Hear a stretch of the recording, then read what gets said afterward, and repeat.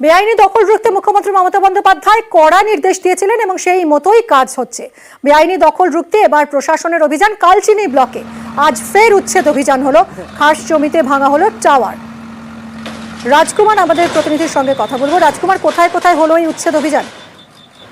দেখো মিমি, উচ্ছেদ অভিযান কিন্তু লাগাতার চলছে। গতকালকেও কিন্তু একটি রিসোর্ট, একেবারে কোটি টাকার রিসোর্ট ভেঙে গুড়িয়ে দিয়েছিল জলদাপাড়া জাতীয় উদ্যান কর্তৃপক্ষ। আজও কিন্তু জলদাপাড়া জাতীয় উদ্যান এর জঙ্গল, সেই জঙ্গল লাগোয়া আছে কালচিনি ব্লক।